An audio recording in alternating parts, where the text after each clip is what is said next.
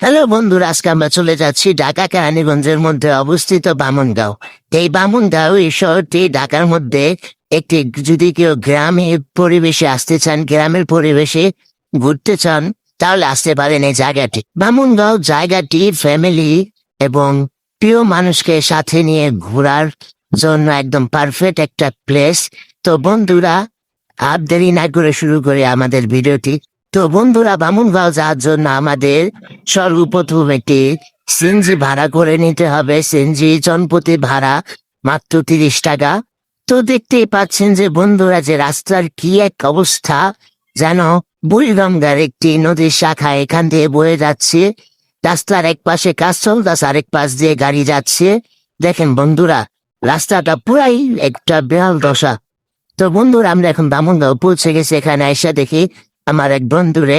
তো দেখতে পাচ্ছেন যে আমার এখানে কটা বন্ধু আছে। তো ওই যে আমার আরেক বন্ধু, তারে ডাকতেছে যে আয় আমার সাথে, একসাথে ঘুরি, অনেকদিন পর তোদের সাথে দেখা। পরে শালা রে শালা, কি ভিউ দেখতেই পাচ্ছেন বন্ধুরা, যে ভিউটা কত সুন্দর, টিসি দিয়া ধোয়া, এবং আমরা রাস্তার পাশ দিয়ে হেঁটে যাচ্ছি।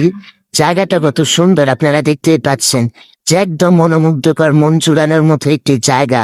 এই জায়গায় ফ্যামিলির সবাইকে নিয়ে ঘোরার মতো একটি জায়গা, এবং প্রিয় মানুষ থাকলে তো কথাই নেই বন্ধুরা। খুবই মনোমুগ্ধকর এবং শান্তি এবং পুরোই নীরব একটি জায়গা। এখানে এখানে আসলে সময় যে কিভাবে কেটে যাবে আপনারা টেরই পাবেন না, এত সুন্দর জায়গা। তো এই জায়গায় দেখতেই পাচ্ছেন যে আমার এক বন্ধুরা শয়তানে লাগতাছে।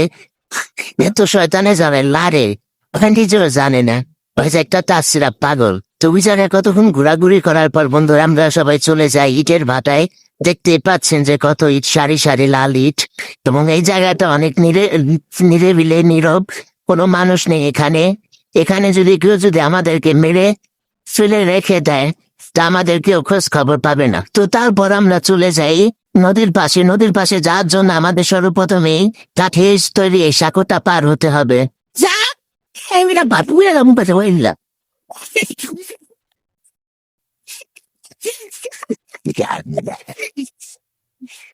That's not it. Ay, ya, beca. Ay, kaç pojunda ne şaka opeka. Ay, kun balığı bu bal. Ay, titot ma. Ay, canım lan. Sen su bırak ahora seco. Sen bu da. Zaten doy tiso fondo. Hangi nu atma çiğ le por angelo pasa. Ya, tamam mı ne? Udame dilo amne suli bile kendine leza. Niye böyle bu da? Ya bak, vallahi böyle mayda yapalım. আমার কাছে সব জেনে আছে তুই যা। Well, udame por ras pasa el cara. Ya, ya fin. বন্ধুরা, আমরা এখন যেই জায়গায় আছি সেই জায়গাটা এত নিরিবিলি, কেউ যদি আমাদেরকে কট দিয়ে দেয়, তাহলে আমাদের পুরো খালি হাতে বাসায় যেতে হবে। পুরা জামা কাপড় সব খুলে রেখে দিতে। দেখতেই পাচ্ছেন যে জায়গাটা কত নিরিবিলি, কোনো লোকজন কিছুই নেই। আসছে লোহারি দেখাবো। লোহারিতে আসছে রেস্টুরেন্ট থেকে পিড়ে 3,000 টাকা পিলছু। 3,000 টাকা তিনজনের। যখন ঈদের ফিল, রেস্টুরেন্টের বিল দিয়া 14টা ব্যাঙ্গার রুম দেখেন। শীতলে আবার একটা মাত্র রুম হবে, 14টা দেখেন। ভিডিও করো।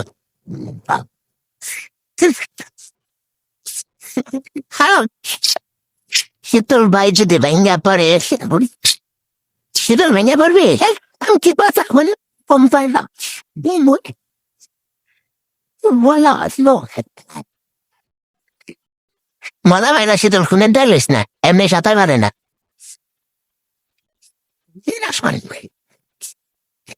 এই যে আমাদের শীতল ভাই, সে মাটি দূষণ করতেছে, প্রকৃতির জিনিস প্রকৃতিতে চাইরা দিতেছে। আমাদের শীতল ভাই প্রকৃতি ডাক দিছে, কত সুন্দর দেখছেন জায়গাটা। মেলো না শীতল, আইলামিতে পরে আছে। দেখতেই পাচ্ছেন যে শীতল ভাই কি করতেছে, প্রকৃতির জিনিস প্রকৃতিতে চাইরা দিতেছে।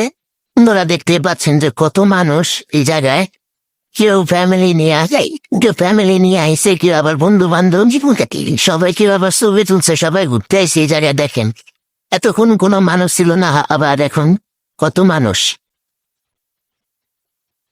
এই যে আমাদের শীতল ভাই নায়ক, পিসে একজন।